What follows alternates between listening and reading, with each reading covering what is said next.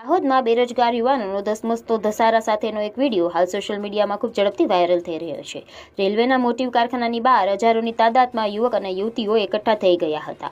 પોતાના બાયોડેટા સાથે આવી પહોંચેલા આ સ્થાનિક યુવાનોને પીએમ મોદીએ ખાતમુહૂર્તના સમયે વચન આપ્યું હતું કે સ્થાનિકોને નોકરી આપવામાં આવશે, પરંતુ અત્યાર સુધી સિમેન્સ કંપનીએ નોકરી ન આપતા 9000થી વધુ લોકો સાથે જોડાયેલી લોકલ બેરોજગાર સમિતિ હવે લડતના મોરચે ઉતરી છે। કારખાનાની બહાર પોલીસનો ચુસ્ત બંદોબસ્ત ગોઠવવામાં આવ્યો છે અને HR હેડ દ્વારા વચન આપવામાં આવ્યું છે કે જરૂર મુજબની નોકરીઓ આપવામાં આવશે। ત્યારે હવે પ્રશ્ન ઉઠી રહ્યો છે કે જેમને નોકરી આપવાનો ભરોસો આપવામાં આવ્યો હતો તેઓને હવે શું ફક્ત વચન સાથે જ સંતોષ માનવો પડશે?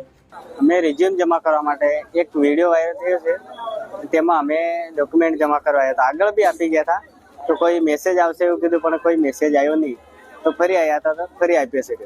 મેં 7 દિવસ પહેલા જે મેસેજ વાયરલ કર્યો હતો, જે સિમેન્સ કંપનીની અંદર રોજગાર આયોજન સમિતિ, રોજગાર લડત સમિતિ દ્વારા જે મેસેજ કરવામાં આવ્યો હતો, એ મેસેજની અંદર આજે હજારોની સંખ્યા એમના રિઝ્યુમ સાથે આવી અને એ તમામે જે સાથ સહકાર આપ્યો, તેમજ સિમેન્સ કંપનીએ એ તમામ ડોક્યુમેન્ટનો જે રિઝ્યુમ સાથે હતા એ રિઝ્યુમ સાથે HR ડિપાર્ટમેન્ટના જે હેડ આવ્યા હતા એમના હાથથી જ તમામ ડોક્યુમેન્ટ આપ્યા છે અને એમને બાહેધરી એવી આપી છે કે જેટલા પણ રિઝ્યુમ છે એમાંથી અમને જેટલા પણ જરૂરિયાત હશે અથવા તો જે પ્રમાણેની વેકેન્સી અહીંયા આવશે એ પ્રમાણે આમની ફર્સ્ટ પસંદગી કરી અને લઈશું।